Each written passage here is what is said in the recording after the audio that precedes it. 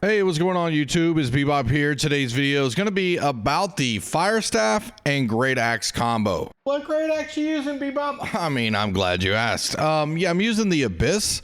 And since you cannot put a gem slot on the Abyss, I put Enfeebling Maelstrom. Why are you using the Abyss, Bebop? Well, I'm glad you asked. Another great question. The Abyss, when you're under 100% mana, you will do 15% more damage. And with the Firestaff, you're always going to be under that 100% mark, so you're always going to be able to do 15% more damage.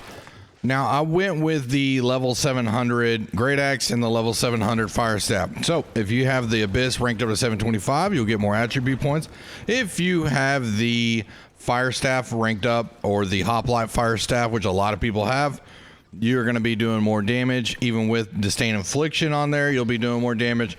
This, I do not have any Firestaff perks on the ring or the clothing. So if you have Empowering Fireball on the clothing, or Refreshing Pillar of Fire on the clothing, Empowering Firestorm on the clothing, Fire Damage Ring, you can decide if you want to go Fire Damage Ring or not. I decided not to because I feel like in the Hive, which is what we're mostly focused on here, right? The first boss doesn't have a back until he's stamina phase knocked. And then the second boss has a back, but it's a very small hitbox and he moves a lot. And then the final boss does not have a back. So keen awareness for more critical chances seems better to me.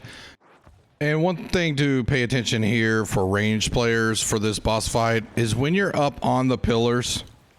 One thing to pay attention to here as we go up on the pillar to get sky high, you will get rid of the debuff, the weaken, as you see here. Now that we're on the highest pillar, we got rid of the weaken debuff, so now we can do more damage. We can do more stamina damage. But as soon as you go one level lower on the pillar, you are not getting those bonuses. You also want to watch out for any spike that hits your pillar. If you're standing on it, the spike will then make the pillar explode in about 3 or 4 seconds. So if you're standing up top and you get the black spike hitting your pillar, get the heck off and move. Now right here, I was using auto lock. I don't ever really run ranged, but I wanted to try out the auto lock, and apparently at some distances the Firestorm wouldn't kick off, or maybe the Pillar of Fire wouldn't kick off.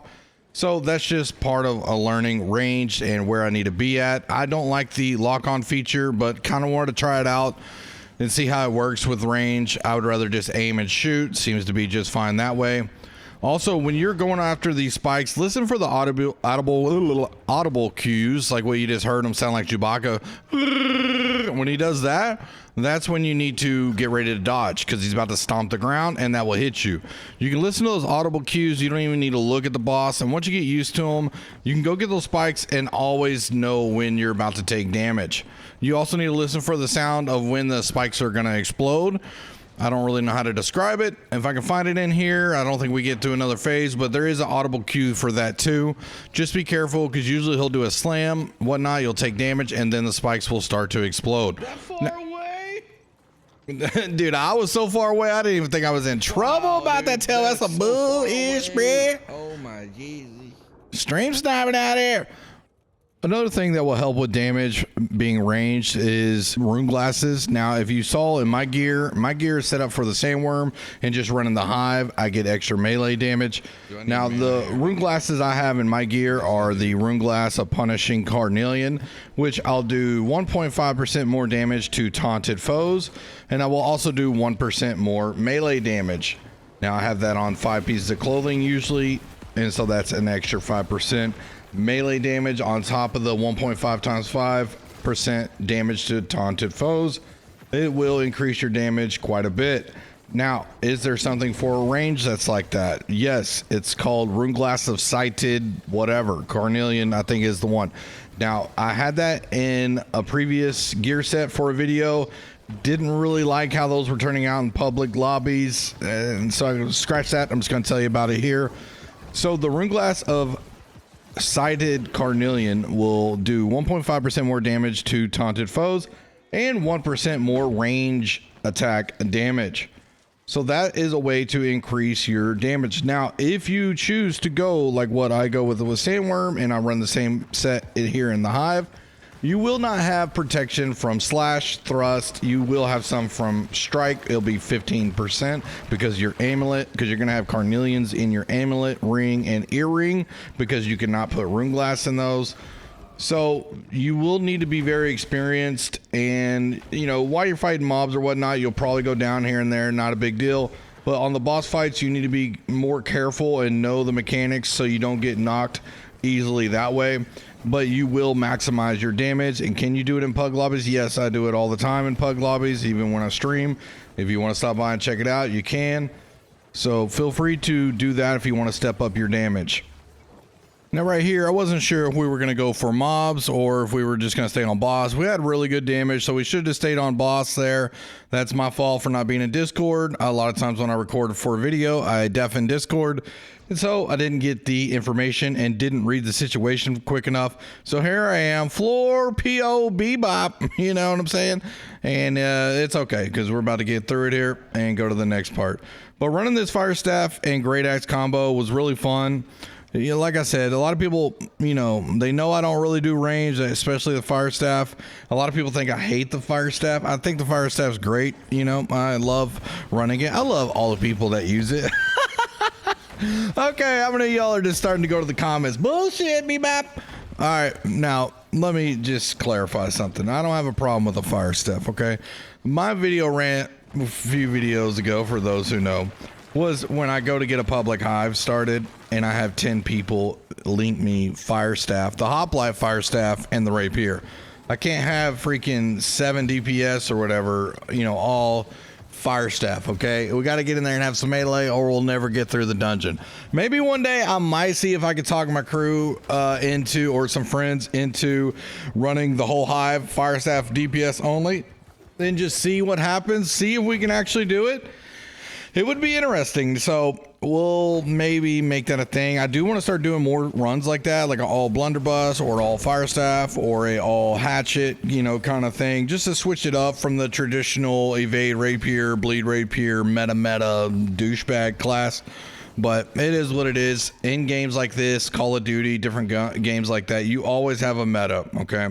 It is what it is. It's not that the people at the very high end are saying you only run this because I said so. It's the game telling you what's the best, all right? It's just people using what is the best and letting you know what is the best. Another thing here in the Hive and M3s, I will be going over M3s this week also in some videos. The infused nature pots that you can take in here is similar to the infused void or the fused ice or the infused fire that you're familiar with for PvP. You can bring infused nature ward pots here, and this will help you against the disease. So all the spores on the ground are going to put the cloud on you, the disease or whatever you want to call it, the nature damage. It will help protect you. Now you should have enough people to clear the spores. Enough people should know by now.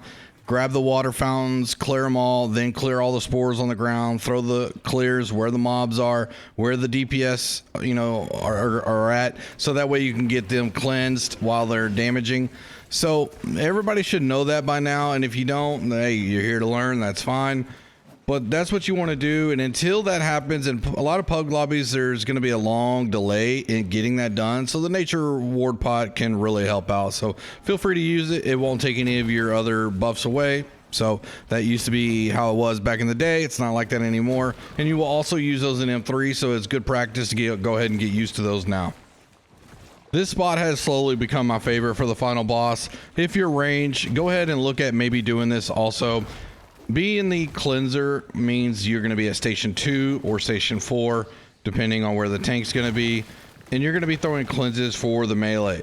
Now, if you get in there and everybody's throwing water all around, then I usually don't like to touch the water, because if everybody starts touching it, then it's going to go away for a while, and you won't be able to get that to the melee. And I just assume they're throwing it to the melee, who knows? But you want to throw it to the side of the boss so you don't hit the boss directly and cause a charge. You could throw it up to about 2 feet away from where the nature pile or whatever that goo is, and that will cleanse it. And the DPS will be aware of where the cleanses come, because they will see the pile go away, know it cleanses by, and go to the cleanse and get rid of their stacks of nature damage. Now, this is, you know, kind of rewarding because you can be ranged, but also have a purpose that serves greater than just your own damage numbers and yourself. Now, I had to skip ahead here, had some freezing with the recording going on, but here we are throwing some disease on the eggs. Not really going to do any damage with the Firestaff to the eggs, so that's not my purpose. That's slash damage people purpose. I'm going to be taking a lot of damage here, trying to get rid of the vines. If I had melee, I'd get rid of this way faster than this Firestaff. And once again, that shows why having melee is way better than a Firestaff. Thanks, Adeline. Thanks for the tea bag. It feels great, man. Thank you. Oh, my God.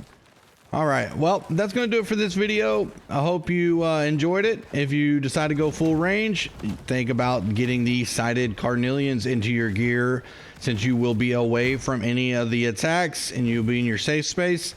And that way you can do more damage also. All right. You don't need to run all, you know, onyxes in your gear. You can just run the sighted rune glass of carnelians. That way you're doing the most damage you possibly can.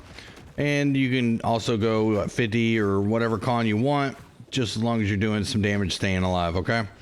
All right. Well, thank you for tuning in, and stay tuned later this week for videos about M3s, how to set up your gear, the season 7 details coming up about the M3s, and we will get into all that good stuff. All right. I'll see you on the next video. Later.